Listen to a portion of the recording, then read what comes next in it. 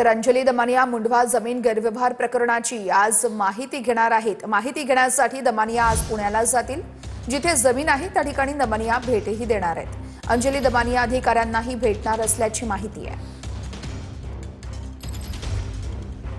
बातमी अतिशय महत्त्वाची आहे। दिल्लीतील 4 जिल्हा न्यायालयांना बॉम्ब असल्याची धमकी देण्यात येते। द्वारका, पटियाला हाऊस, रोहिणी, साकेत कोर्टाला मेलद्वारे धमकी आली आहे। बॉम्ब शोधक पथकाच्या गाड्या देखील न्यायालय परिसरामध्ये दाखल झाल्यात। धमकीच्या अनुषंगाने आता तपासही केला जातोय। दिल्लीतील 4 जिल्हा न्यायालयात बॉम्ब असल्याची ही धमकी आणि या धमकीच्या मेलनंतर आता यंत्रणा सज्ज झाली आहे।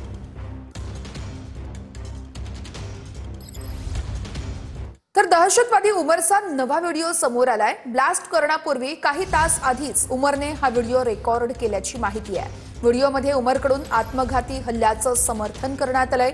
उमरचा व्हिडिओ तपास यंत्रणांच्या हाती लागलेला आहे।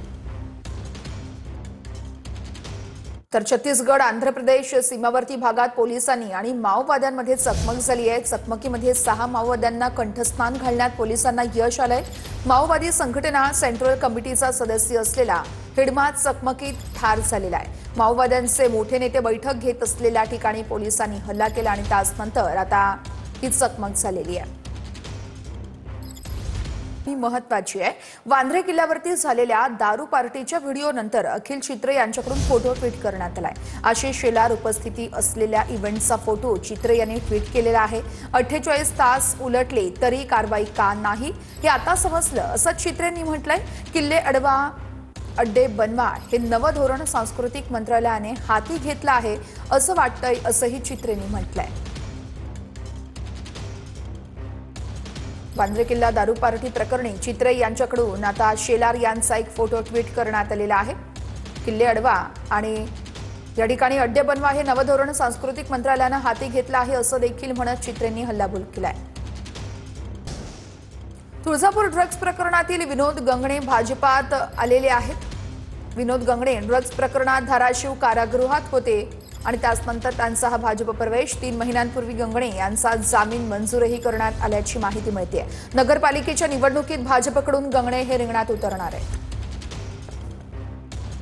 बंगळुरू विमानतळाबाहेर एकाकडून 2 टॅक्सी चालकांवरती चाकू हल्ल्याचा प्रयत्न झालाय। सीआयएसएफ जवानांच्या सतर्कतेमुळे हल्लेखोराला पकडून त्याच्याकडील चाकू जप्त करण्यात आलाय।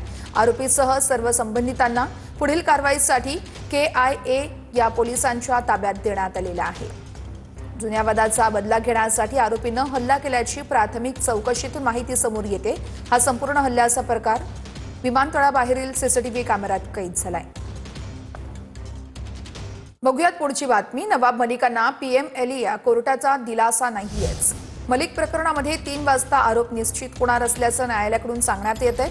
दुपारी 3 वाजता आरोप निश्चितीची प्रक्रिया पार पडणार आहे।